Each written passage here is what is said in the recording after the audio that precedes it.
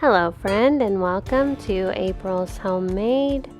It is late in the morning here and I am gearing up for another homeschool day. If you're new here, I am a blessed mama of 9 children. I am a Christian homemaker and a homeschooler of 10 years. I did really want to show you this mirror that I recently bought. I am really enjoying it. I got it at Hobby Lobby. It is not the typical mirror that people are buying these days, but I do really like to find items that are unique but still beautiful. I like to throw the clean laundry on my bed to help remind me to get to it before the day ends. Spoiler alert, I did not get to it today, but maybe tomorrow I will. I am coming out here to check on everybody. David is getting busy with his school. Lauren is on her potty.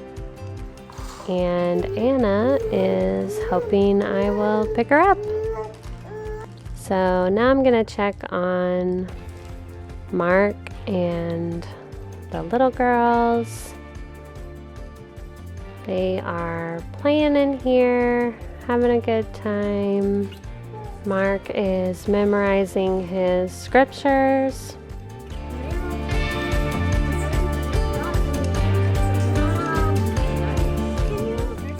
The boys have their Legos set up to play with later.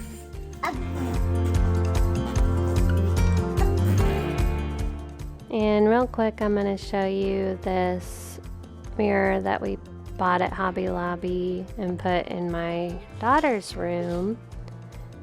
I like to show you these things in case you're in the market for something like this, but I will say that I would never want to encourage you to buy something you don't want or need. This is just part of what is going on in our family. Now I'm going to sit down here with David and just see what he needs help with today while Anna plays with some toys in the high chair.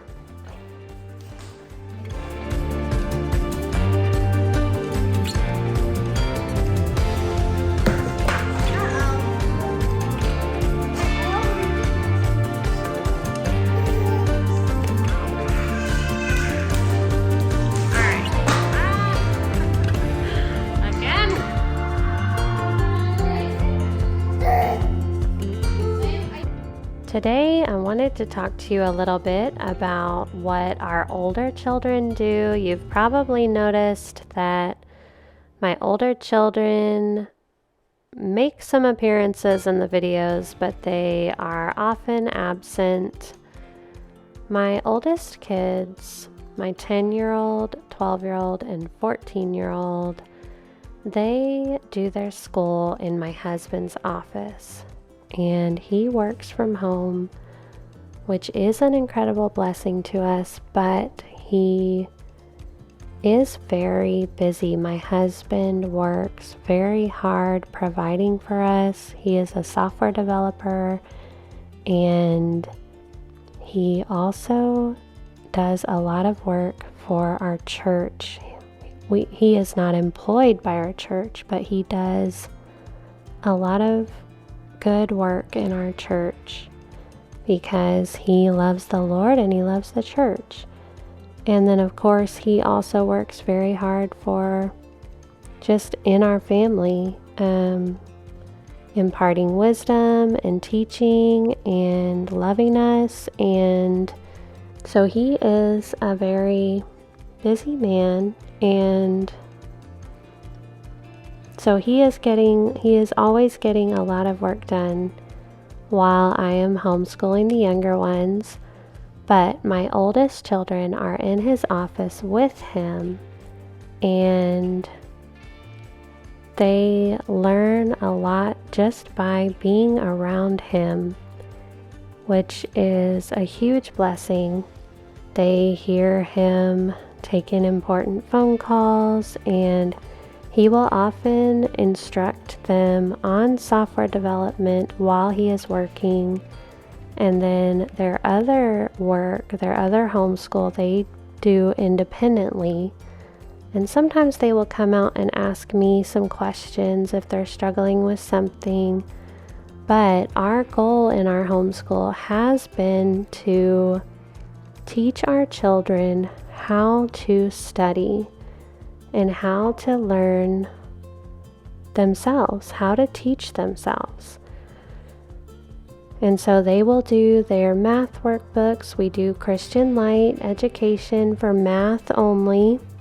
And then they will also do a lot of Bible reading, and they learn software development, and they also have been studying Greek for a couple of years now. And they use a college book for that. And it is college level, but we basically just lengthen the amount of time for them to learn it. And so they are on, I believe they're on chapter 60 now. And so in our homeschool, we will technically only do 3 or 4 subjects at a time, but we like to slow it down and study more deeply instead of just quickly skimming through everything.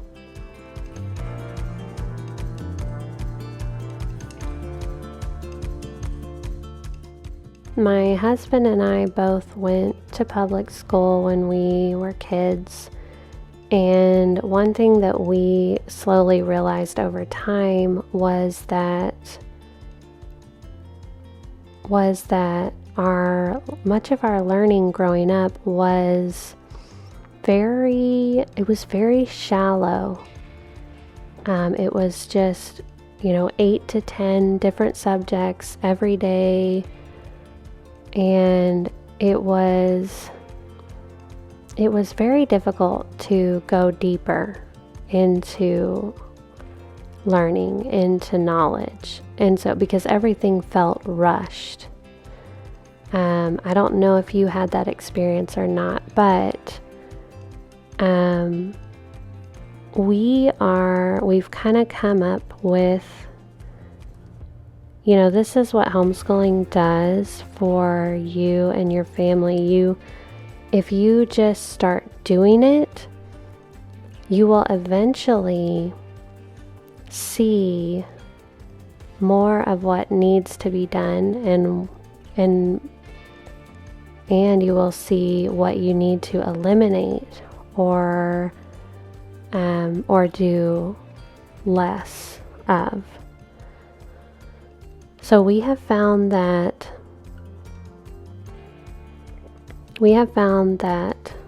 shortening the list of categories helps us to teach our children in a more substantive way.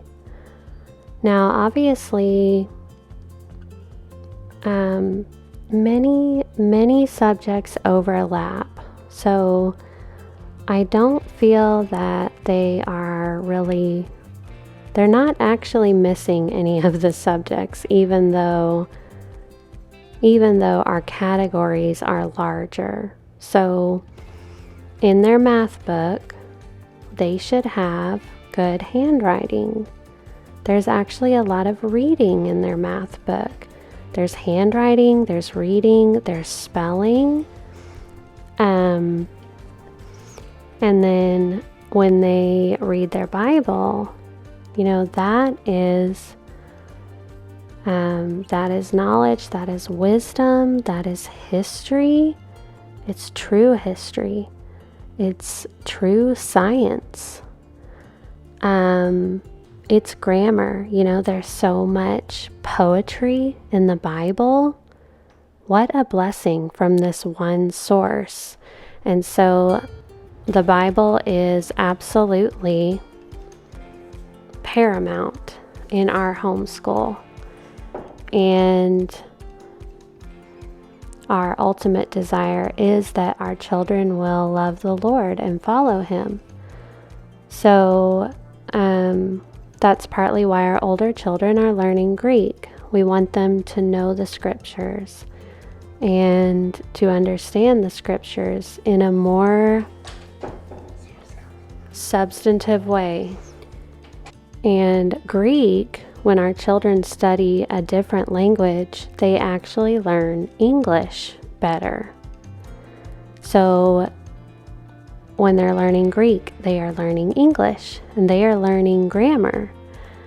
So that is a summary of our homeschool and also what our older children are doing. I am so thankful that my older children can spend some extra time with their dad away from distractions, because the younger children are a distraction and it can be very hard to focus on your studies when the littlest ones are around. And another thing that this really helps us do by my children being with their dad while they do their school is it helps me to not rely too much on my older children, which I know can often happen in larger families. I do not want my oldest children raising my youngest children. I do want my older children to help and serve our family in any way that they can, but I will be the one to raise all of my children. And that is very important to me, and it's something that I am careful to guard against. One of the other benefits of my older children doing their school in my husband's office is it helps me to train up the next oldest child to be my helper, to learn, to help, care for the younger ones. I think in large families, a lot of times it can be very easy to always rely on the oldest one or oldest two, because you've already taught them how to do everything, and so they are often the most helpful and you reach for them when you really need them.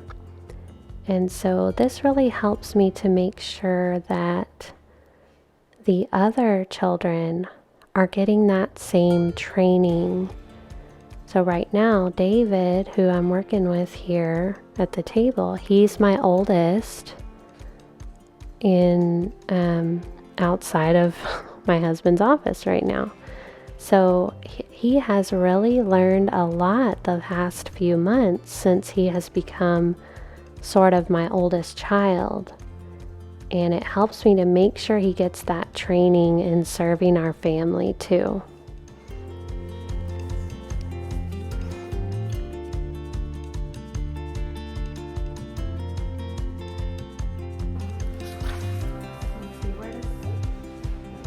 Oh, you started lesson 8?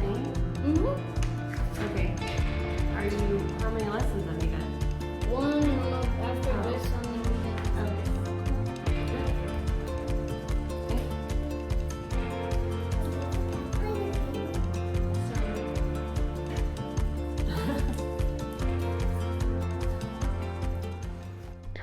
So after my boys did their workbooks, we had our worship time. Right now we are working on a special song for Resurrection Day. At our church, I teach the kids in our church to sing, and we work on songs.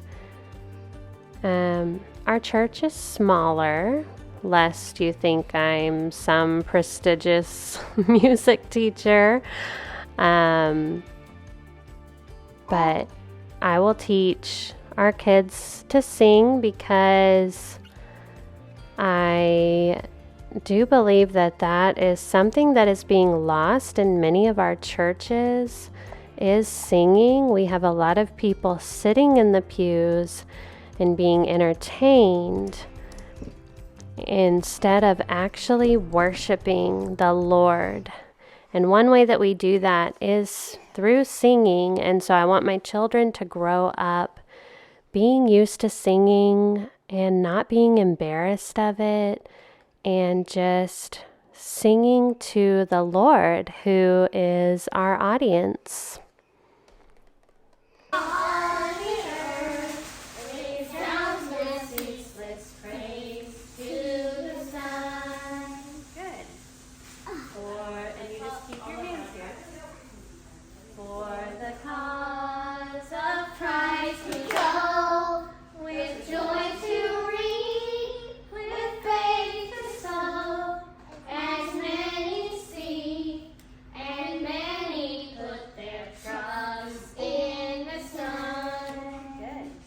In this video, I'm just going to hit the highlights of our little worship session here, but if you'd like to see a more lengthy, unedited version, click on the link on the screen and I will link it below as well.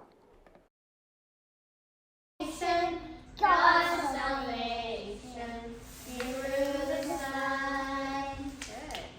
Okay.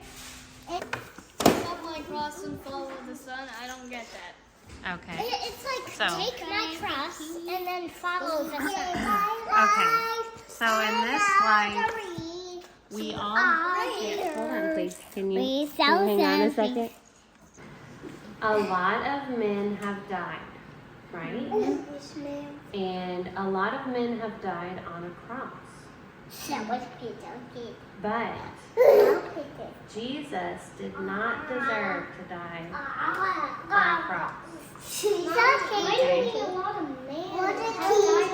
What's the high, okay? Yeah, there have been other men who What's have the died. high? Okay. And even when Jesus was on the cross, there were two men, one on his left and one on his right.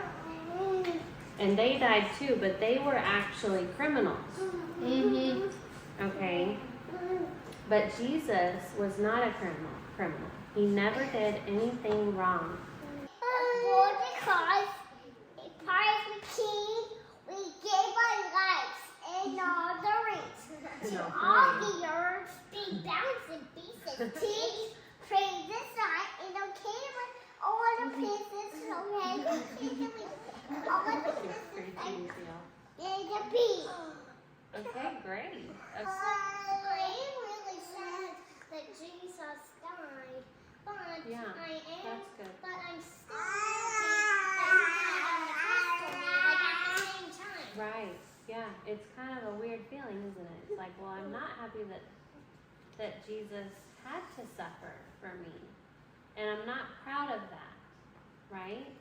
I'm not, it's sad that I couldn't obey. You know what I mean? Because then Jesus would not have had to die.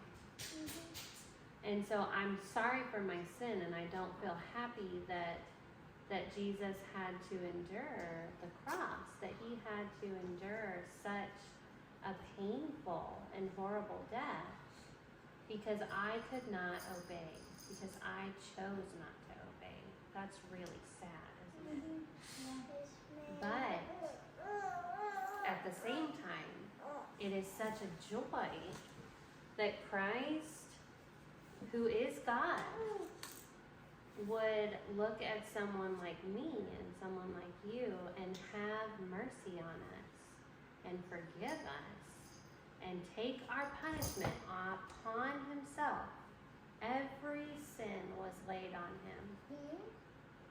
And every sin that you are going to commit has been laid on him. And every sin that you have committed.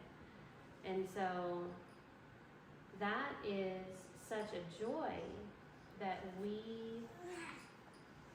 are saved.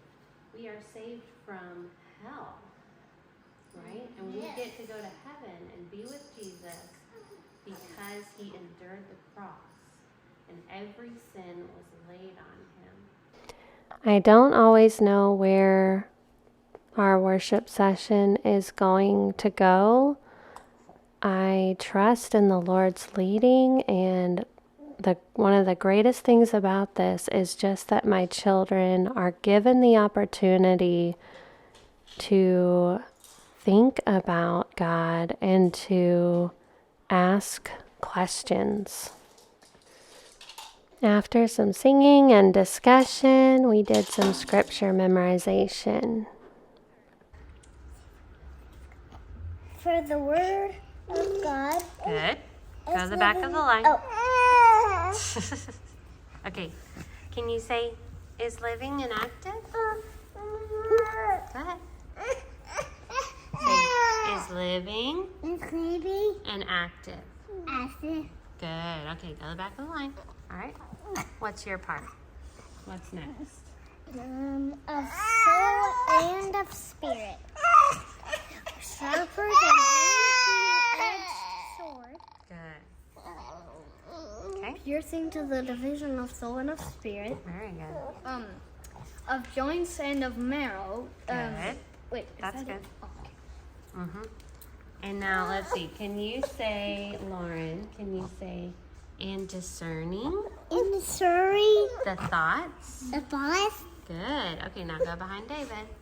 After our worship time, Mary and I did her reading lesson. There were a lot of distractions. It was a little bit difficult, but we made progress, and that is what matters. It is very easy to feel like giving up or to feel like we are not making progress.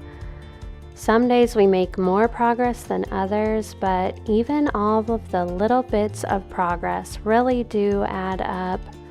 The Lord is with us.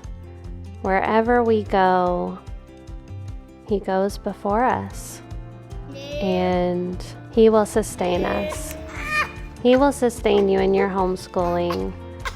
Thank you for being here. I hope that you have been encouraged and that you have enjoyed this video.